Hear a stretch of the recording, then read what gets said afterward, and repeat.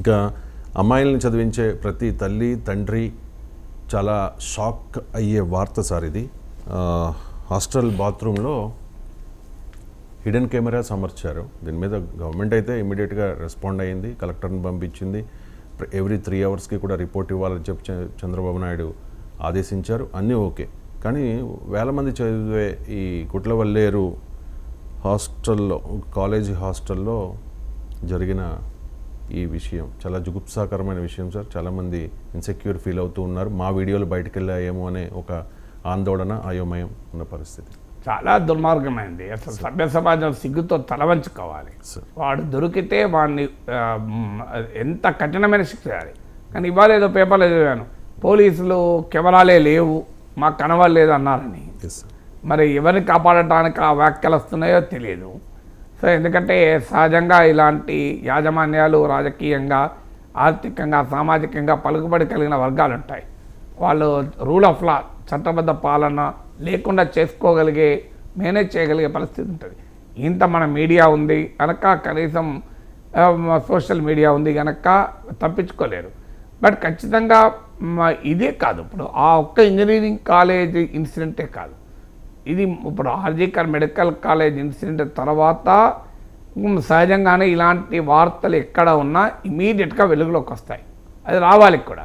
కానీ ముందు ఇది జరిగిన దానిపైన విచారణ జరపడం ఒక ఎత్తు. ఫస్ట్ ఆ వీడియోలు తీసిన వారు దాన్ని సర్క్యులేట్ ఏమైనా చేశారా? సర్క్యులేట్ కాకుండా ప్రైవసీని కాపాడడం అనేది ఇప్పుడు మొదటి అంశం. ఫస్ట్ కన్సర్న్ ఏది ఉండాలి అంటే, ఆ దుర్మార్గులు తీసినటువంటి వీడియోల్ని, వాటిని స్ప్రెడ్ కాకుండా ఇమీడియట్గా ఆపగలగాలి. ఎక్కడ ఏ ప్లాట్ఫామ్లో కూడా ఉండకుండా. సమాజానికి కూడా అపీల్, మీకు అలాంటి విజువల్స్ ఏమైనా వస్తే పక్కవాడికి కూడా చూపెట్టకుండా డిలీట్ చేయండి. చాలామందిలో ఈ తప్పుడు లక్షణం ఉంటుంది.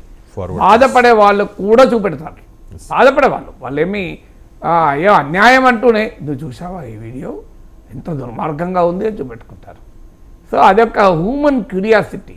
కానీ ఆ హ్యూమన్ క్యూరియాసిటీ అప్పుడు ఒక బిడ్డ గౌరవానికి సంబంధించింది, ఒక బిడ్డ ప్రైవసీ సంబంధించి మర్చిపోకండి. మీ క్యూరియాసిటీకి ఒక బిడ్డను బలి చేయకండి. అందువల్ల మీకు ఏదైనా విజువల్ అలా వస్తే ఇమీడియట్గా దాన్ని డిలీట్ చేయడమే కాకుండా, ఆ షేర్ చేసిన వాళ్ళకి ఫోన్ చేసి ఇది పద్ధతి కాదు అని చెప్పండి. షేర్ చేయడం చట్టవిరుద్ధము, అనైతికము, ఇమ్మారల్, ఇల్లీగల్. ఇక ఆ దోషుల్ని పట్టుకోవడము, వాళ్ళకి శిక్షించడమే కాకుండా అది ఈవెన్ ప్లాట్ఫామ్స్ కూడా ప్రభుత్వము వాట్సాప్, ట్విట్టర్, ఫేస్బుక్ వీటిలతో సంప్రదించి ఇలాంటి విజువల్స్ ఎట్టి పరిస్థితుల్లో బయటికి రాకుండా చూడాలి. ఇది ఫస్ట్ కన్సర్న్. ఎందుకంటే పాపం ఏ పాపము ఎరగని, ఏ తప్పు చేయని ఆ కాలేజ్ అమ్మాయిల జీవితాలను బలి చేయకూడదు కదా. ఇక నెక్స్ట్ క్వశ్చన్ ఏంటి, దీని వెనకాల ఎవడున్నాడు? వ్యక్తులు ఉన్నారా? వ్యవస్థలు ఉన్నాయా? ఏ స్థాయిలో ఉన్నారు? వారి ఉద్దేశాలు ఏంటి? వారి పర్పస్ ఏంటి? అంత హాస్టల్లో వెళ్ళి వాడు వాష్రూమ్స్లలో వీడియో కెమెరాలు అమర్చితే ఎవడు చూడలేదా? ఎందుకంటే ఒక్కడి పని అయితే కాదు, ఒక్కడైతే చేయలేడు ఈ పని. ఖచ్చితంగా దీంట్లో కొంతమంది ఇన్వాల్వ్ అయితే తప్ప సాధ్యం కాదు. మరి అంతమంది ఇన్వాల్వ్ కావడానికి కారణాలు ఏంటి? ఏ పర్పస్తో చేశారు? పర్పస్ ఏదైనా, మోడస్ ఆపరెండి ఏదైనా, వాళ్లకు అతి కఠినంగా శిక్ష విధించాలి. అది కూడా ఫాస్ట్ ట్రాక్లో. మన దగ్గర అది తేలనే తెలియదు 10 ఏళ్ళ దాకా. ఇక దోషుల్ని ఎవరినో కాపాడటానికి ఎవరి మీద ఇది పడేసే ప్రమాదం ఉంటుంది. చాలా నేరాలు జరిగినప్పుడల్లా మనం ఇదే చూస్తాం. దాని వెనకాల ఎవడో బలవంతుడు ఉంటాడు, ఓ పెద్దవాడు ఉంటాడు, డబ్బున్నవాడు ఉంటాడు. సో వాడు తప్పుకొని చిన్నోని మీద కేసు పడే ప్రమాదం కూడా ఉంది. ఇది జరగకూడదు. ఇక మూడవది, ఆల్రెడీ రాష్ట్రంలో ఉన్నటువంటి మొత్తం మహిళల హాస్టళ్ళు, మహిళల కాలేజీలు అన్ని చోట్ల ఒక బలమైన నిఘా పెట్టాలి. కఠినంగా మేనేజ్మెంట్లకు ఆదేశాలు ఇవ్వాలి. ఇది మీ బాధ్యత.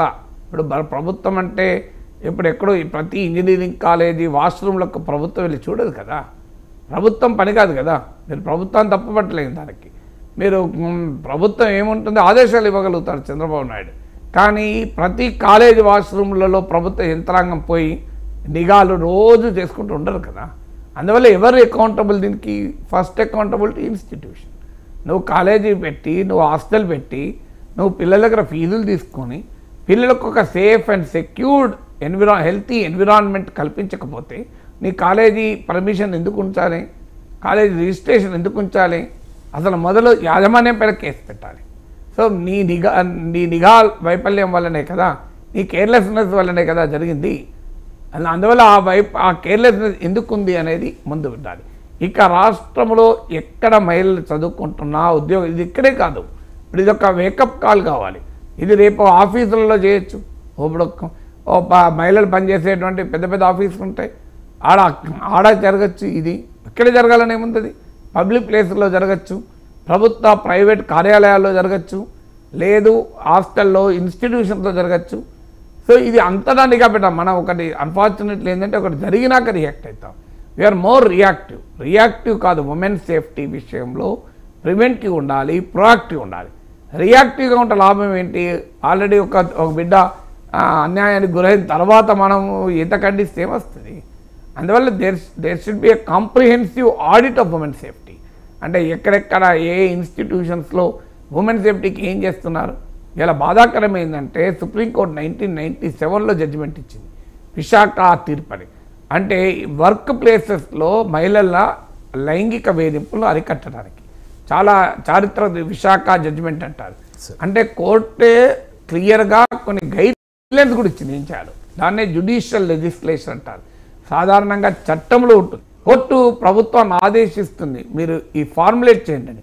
అలా కాకుండా విశాఖ జడ్జిమెంట్ కోర్టే క్లియర్గా ఏం చేయాలో కూడా దాన్నే జ్యుడిషియల్ లెజిస్లేషన్ అంటారు. అది అయినాక 16 ఏళ్లకు 2013లో మన చట్టం చూసాం. కానీ ఇవాళ ఎన్ని చోట్ల దాన్ని ఫాలో అవుతున్నారు. సింపుల్ చెప్తాను, ఇంటర్నల్ కంప్లైంట్స్ గ్రీవెన్సెస్ కమిటీ ఉండాలి ఉమెన్ సేఫ్టీ పైన. ఇప్పుడు ఇంజనీరింగ్ కాలేజీలో ఉన్నదా చెప్పండి, ఎక్కడన్నా ప్రతి కంపెనీలో, ప్రతి కాలేజీలో, ప్రతి ఇన్స్టిట్యూషన్లో మహిళలు పనిచేసే ప్రతి ఇన్స్టిట్యూషన్లో ఇండిపెండెంట్ ఇంటర్నల్ కంప్లైంట్స్ కమిటీ అని ఉండాలి, లేదా ఇండిపెండెంట్ కమిటీ. ముందు ఇంటర్నల్ కంప్లైంట్స్ కమిటీ ఉండాలి. అంటే ఇప్పుడు ఉదాహరణకు ఒక మహిళకు అనుమానం వస్తుంది, ఇది జరుగుతుంది, ఎవరు చెప్పుకోవాలి, ఎవరు చెప్పుకుంటే రియాక్ట్ అవుతారు, ఎవరు చెప్పుకుంటే సమస్య పరిష్కారం అవుతుంది. చాలా సందర్భాల్లో తమ రూమ్మేట్తోనో ఫ్రెండ్తోనో చెప్పుకుంటారు. కానీ ఒక అథారిటీ ఉండాలి కదా. ఇప్పుడు అదే కాలేజీలో కనుక ఒక ఇంటర్నల్ కంప్లైంట్స్ కమిటీ ఉండి ఉంటే వాళ్ళకి ఎప్పుడో ఒక అమ్మాయికి అనుమానం వచ్చేస్తున్నా వెళ్ళి చెప్పేది కదా. సో ఇది చట్టం చెప్తుంది, సుప్రీంకోర్టు తీర్పు కానీ ఎక్కడ అమలు కాదే, దుర్మార్గం, ఎక్కడ అమలు కాదు మనకు. సో అందువల్ల ఉమెన్ సేఫ్టీ పైన ఒక కాంప్రిహెన్సివ్ ఆడిట్ జరిపి ప్రివెంటివ్గా ప్రొయాక్టివ్గా తీసుకోవాల్సిన చర్యలు తీసుకోవాలి. ఎందుకంటే మనం ఎంత ఆవేదన వ్యక్తం చేసినా, ఎంత ఆందోళన వ్యక్తం చేసినా, ఎంత అన్యాయం అని మనం గుర్తించుకున్నా, జరిగిన అన్యాయం అయితే మనం మళ్ళీ మార్చలేం కదా. అందువల్ల దీనిపైన రియాక్టివ్ మెంటాలిటీ అనేది వ్యవస్థలకు ఉండకూడదు. దీనిపైన ప్రివెంటివ్ ప్రొయాక్టివ్ యాటిట్యూడ్ అనేది వ్యవస్థలకు ఉండాలి. Right sir. ఇక అధికారాన్ని అడ్డుపెట్టుకుని మహిళలు